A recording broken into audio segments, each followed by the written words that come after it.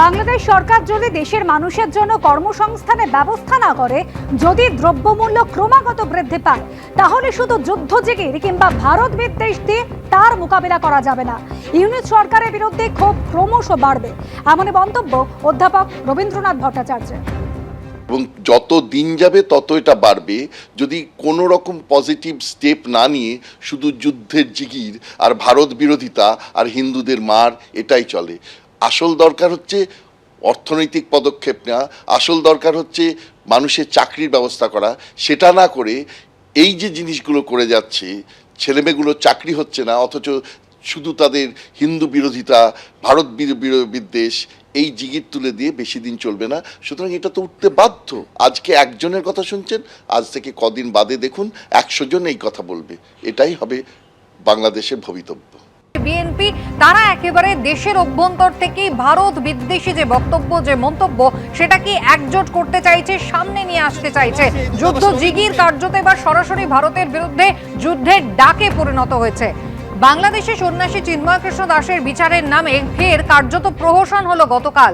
সন্ন্যাসীর জামিনের শুনানি এগিয়ে আনার আবেদন করেছিলেন তার আইনজীবী, কিন্তু এর আগের দিন ওকালতনামা না থাকায় এবং গতকাল স্থানীয় কোনো আইনজীবী না থাকায় শুনানি হলো না। তার আবেদনই কিন্তু শুনল না চট্টগ্রাম আদালত। ফলে আগামী 2রা জানুয়ারি পর্যন্ত বিচারহীন অবস্থায় জেলবন্দি থাকতে হবে সন্ন্যাসী চিন্ময় কৃষ্ণ দাসকে।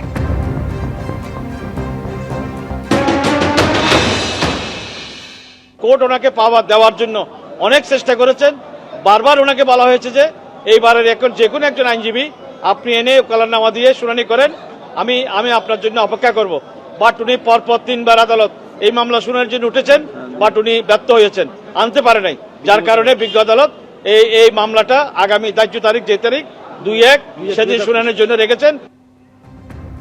জজ সাহেব সকালবেলা যখন 11টায় উঠে এখানে কোর্টে, তখন আমি মুখ করে বললাম আমি আজকে শুনানি করতে চাই। উনি হঠাৎ করে বললেন শুনানি করতে পারবেন, আপনাকে অ্যালাউ করা হলো। কিন্তু যখন আবার বিকালবেলা শুনানি হলো প্রায় 3টার দিকে, প্রায় 2:30-3টার দিকে শুনানি আরম্ভ হলো, তখন প্রায় লয়াররা প্রায় 20-40 জনের মতো লয়ার ঢুকে গেল উইদাউট এনি লফুল অথরিটি। এটি কি সম্ভব বলেন? এতগুলো লয়ার কেন ঢুকলো সেটা জবাব দিতে পারছে না। তারপরে ওদের কোনো ওকালতনামা আসে না। কার পক্ষে ওরা গেল? ওরা কি অ্যাকিউজডের পক্ষে গেল নাকি ওরা প্রসিকিউশনের পক্ষে গেল? তাদের ওকালতনামা চাইয়া আমি পাই নাই। আমার দুঃখজনক হলেও